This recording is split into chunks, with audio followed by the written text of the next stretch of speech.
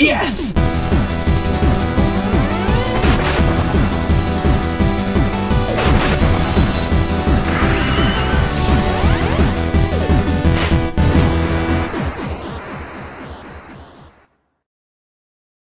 Warning, this episode will feature a lot of jump scares and scary moments from the game Five Nights at Freddy's. If you're terrified or spooked easily, or you're Davis from the Warp Zone, I recommend not watching this video until you're comfortable with the gameplay or just jump scares in general. This has been your warning. Five Nights at Freddie Mercury's. Happy Halloween, everyone, and welcome to a brand new episode of The Completionist. This year, I am King Arthur, obviously, but it's kind of lazy because you guys all saw this costume earlier from our E3 video, so it's a bit lazy, but hey, it still works. So there you go. I'm going to a Halloween party after this. I don't have costumes. I'm sorry. I'm just a man with a beard. I've been playing really long and exhausting games lately, and I wanted to play something a little more dynamic this week.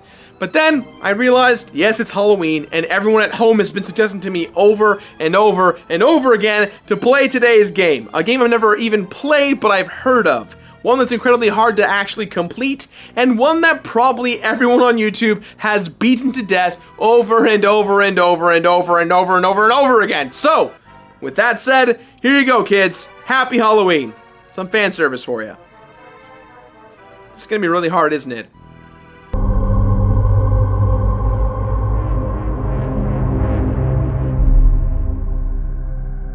So, fun fact, you cannot go into a Chuck E. Cheese if you're 18 years or older without a child with you. At least that's what they told me the last time I tried to play at one. It kind of bummed me out because I really wanted to play all the cool games they've got there.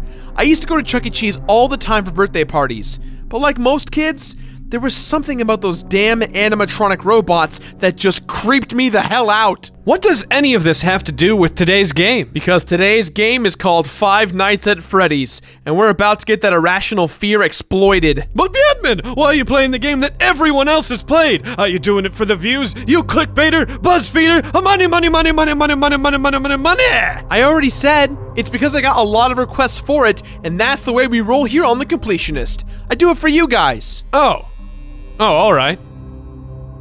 We don't know what year it is, but we do know our location, Freddy Fazbear's Pizza, which you can clearly see draws inspiration from restaurants like Chuck E. Cheese.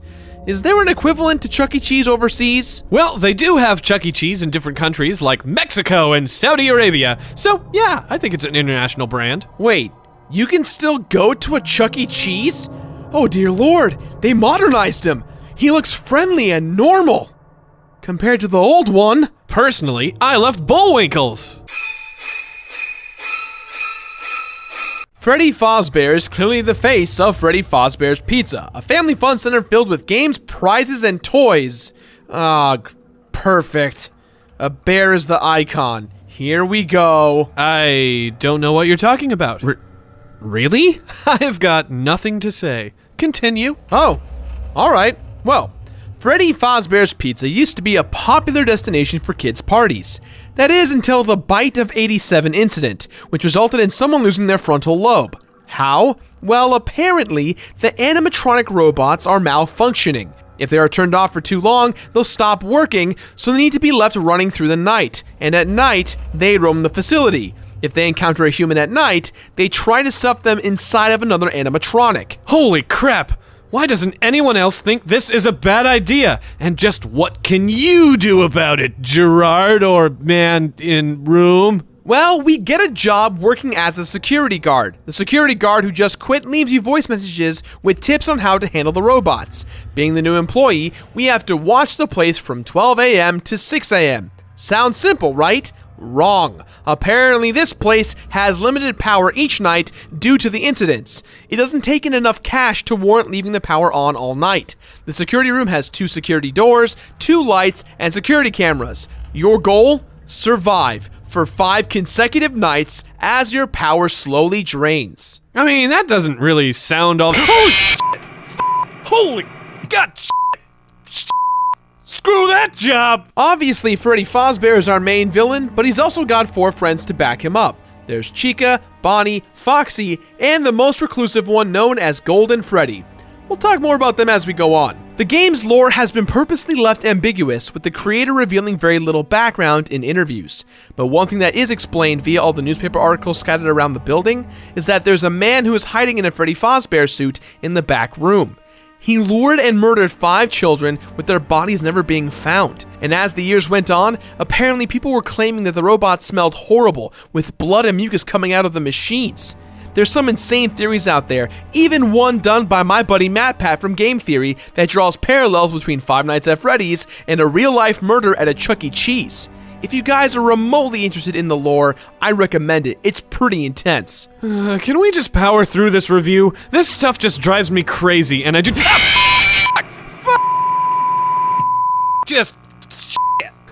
I'm sorry, I'm having a little bit too much fun here. For once, I get to torture you, Greg.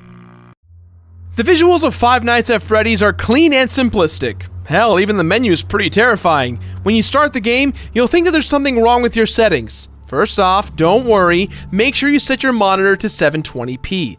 Also, it may take some tinkering with your graphics settings. I had some nasty bugs. This is your main screen, which visually looks a little weird. It's just a still image stretched around like a panorama. This game essentially consists of short animations along with 3D rendered stills and spooky sound effects. The 3D models are truly terrifying to look at, and it only gets worse whenever one of the robots appears in the dark corners when you flash the light on. Ah, God! Damn, Gerard, why are you reviewing this game? I can't handle this! This game was made by one man, Scott Cawthon. He absolutely nails the atmosphere. I personally have a love-hate relationship with games that give you no real weapons to fight with. This game is pure evil. Five Nights at Freddy's is what I like to call a stress management game. Our goal is to survive all 5 nights, and each night gets progressively harder than the previous one. You are given few tools to battle the 5 robots and their weird, insane tactics. There are cameras set up all over the restaurant. Dragging the mouse over the center will prompt a video monitor to be revealed, and you can look in the various rooms. Why is this important? If you catch one of the robots hiding and watch them, they will stop for a moment. Yes, this is kind of like the Weeping Angels from Doctor Who. You can quickly check from room to room trying to find them, but sometimes the cameras will go out and wacky stuff happens. Just because you can use the monitor to watch them on the security cameras doesn't mean you are safe. With you being in the center of the building, you can't leave the security room while they roam. Instead, all you can do is pan from left to right to check the entrances to the room you're in. As I teased before, you have the option to turn the hallway lights on and check the dark blind spot corners. This can get really nasty. You are the worst person on the planet. I'm going to get you back, Gerard. What? I gave everyone a warning. This episode would have a lot of jump scares. Don't be hating because I told you. Now, in the event that someone is in the doorway, don't panic. You can just close the door. Closing the door at the right time is crucial because if they come in, you lose. But here's what this all leads up to. You have to survive from 12 a.m. to 6 a.m., right? The problem is, every time you do something, close a door, click on a light, look at the camera, not only are you making yourself more vulnerable, but your power drains, meaning you can't be constantly looking at the cameras or keeping the doors down for too long or holding the lights on.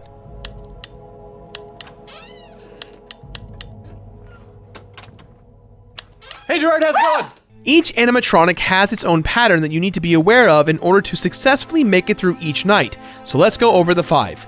Bonnie the Bunny and Chica the Chicken can't actually kill you as long as you don't check the security cameras, but they constantly show up in the hallways outside to scare the living crap out of you. If they get inside the office, then the lights and the door on that side don't work, meaning that you've got 2 options at this point. Never check the camera again, and hopefully by chance you can survive, or check the camera and die. Now, how can you die if Bonnie or Chica are already in the office with you and you don't look at the monitor to make them kill you? Well, that's where Foxy the Fox and Freddy Fazbear come in.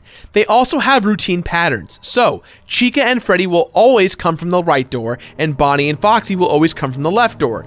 Chica, Freddy, and Bonnie will spawn at the show stage, but Foxy spawns at Pirate Cove. Foxy, no doubt, is the scariest to deal with. You'll need to constantly monitor Pirate Cove to see if and when Foxy spawns. If you don't check enough, Foxy will eventually leave Pirate Cove. Why is this scary? Because Foxy is a sprinter, and the only way to stop Foxy from getting inside is to have the left door closed. you'll know if Foxy left because the curtains will be wide open and you'll have to switch to the hallway camera to force Foxy to run down and bang on the door. Banging on the door the first time drains 2%. However, the second time, Foxy will take 6%. And the third, Foxy will take 10%. Every percentage counts. The fifth and secret last member of the Five Nights crew is the one dubbed as Golden Freddy. Golden Freddy only spawns if you check the hallway outside the left door. At random, you'll see a poster of Freddy Fazbear change sometimes. One of the times it'll turn into a Golden Freddy. If you put the camera down, Golden Freddy pays you a visit. Ah! Damn it, Gerard! Stop it! This isn't funny! I'm gonna get you back so bad! Also, what happened to the game? The game crashes if Golden Freddy spawns and kills you. This game is so good at being bad. While you can develop a pretty easy method of how to beat the first few nights, the game just gets harder and harder, with power depleting faster and faster, enemy AI becoming smarter and scarier, and the guy over the phone does not warn you enough. But then again, he's just a tutorial. Depending on your power and stress management skills, you'll most likely get scared and fail. A lot. Yet there are a few moments when you reach 5 AM and then you run out of power. This long chime plays. Now this is either good or bad. Good meaning you made it to the end of the night and you win, or bad meaning you didn't and Freddy will flat out kill you. But the best part about Five Nights at Freddy's, there's this real sense of accomplishment for beating each night. You know what's at stake and why it's terrifying, and it stresses you out. But when you conquer the game, it feels so damn good to be a gangster.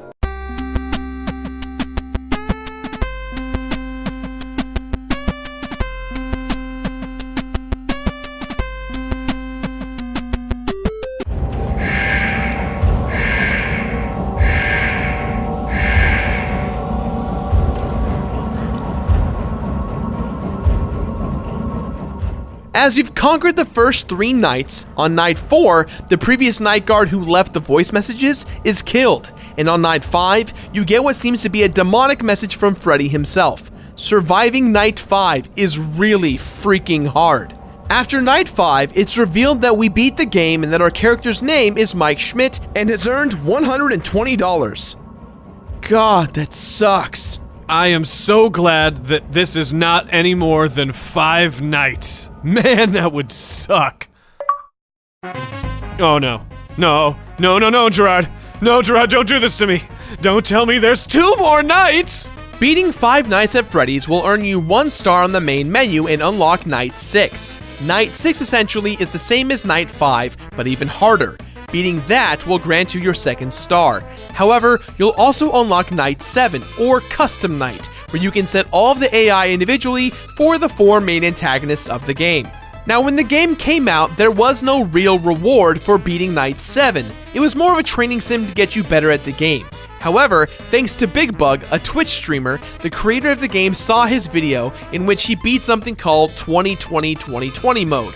This sets all the AI to the hardest difficulty setting, which requires the most insane precision ever. And here's the worst part, it takes hours upon hours of practice and luck to win. And by luck, I mean the scenarios of Night 7, 2020, 2020 are randomly number generated, so you really need to be lucky.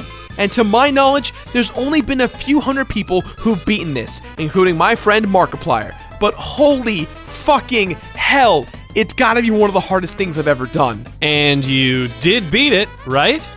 Sure thing.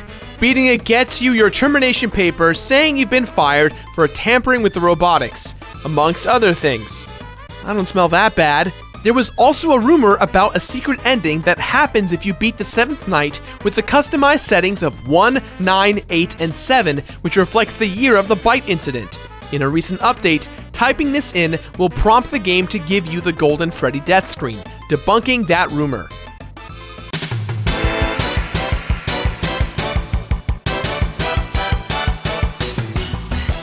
Five Nights at Freddy's has a surprising amount of depth for what it is. It's fascinating in how difficult and yet how simple it is. Although for how hard the game is, it's pretty short. But with the recent announcement of Five Nights at Freddy's 2, I imagine things can only get better. Or worse. No, probably much, much worse.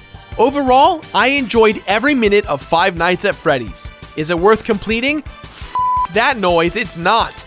Night 6 is doable, but 2020 mode? Jesus, it's impossible. You're talking random number generators matching up with luck and skill.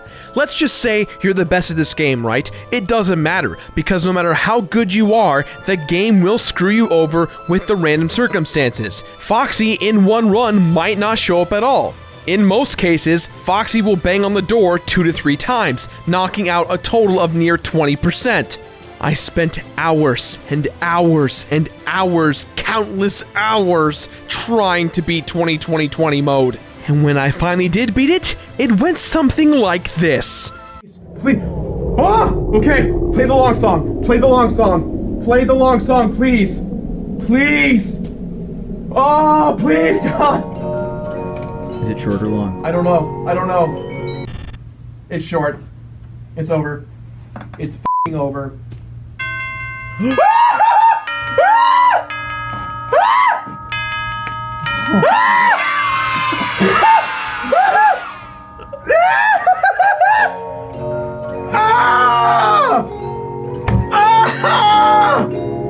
Oh my God!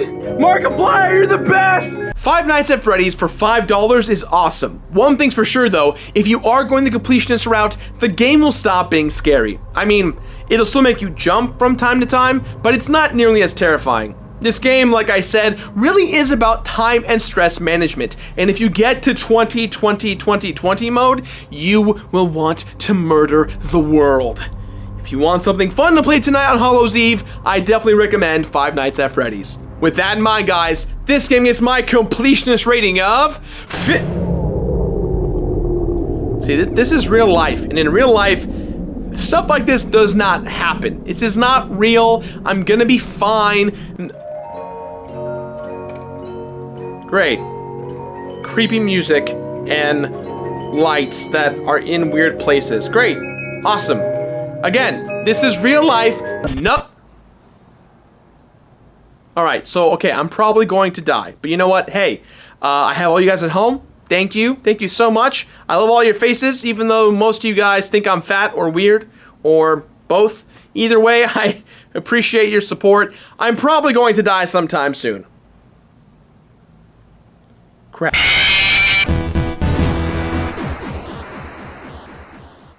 Finish it! Hey guys, thanks for watching this week's episode of The Completionist. And we do have a special sponsor this week, and I want to share their message with you guys right here and right now.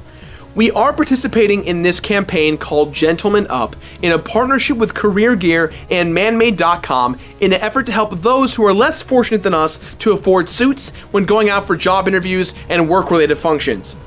Now, your part at home, it's all pretty simple and fun to do in order to participate, so no pressure. And you may or may not have seen a few YouTubers talk about this already, but again, this is for a cool cause to help out those in need. On November 7th, which is a week from today, we are dubbing it Formal Friday. So all you have to do is dress up in a suit and use the hashtag Formal Friday and or hashtag Gentlemen Up and post a picture on Instagram, Facebook, and or Twitter. And for every picture that's posted, the organizations involved will donate $1 towards the cause. Now remember, this event will take place on next Friday, November 7th, and I'll be looking all nice and clean as I do right now throughout the week. If you want more information on all this stuff, check out the link in the description below. So remember, next Friday, the 7th, cool suits and ties, all that awesome stuff. Take pictures, tweet them at me with the hashtags. It's gonna be fun. I hope to see a lot of you guys helping me out next week. And after you look like a gentleman, be sure to subscribe. And if you want to see more Five Nights at Freddy's content, be sure to check out our crossover video with Sunder Gamer here, or check out Matt Pat's creepy theory video here. Sorry about that jump scare, guys. I love you all deeply. That's all the time we have for today, guys. So as always, leave your thoughts somewhere on the internet. Be sure to follow us on Twitter and Facebook at the very least. But you've got all the options in the world at your fingertips, so have at it. And guys, have an excellent Halloween, my dudes. And try not to be too scary, huh?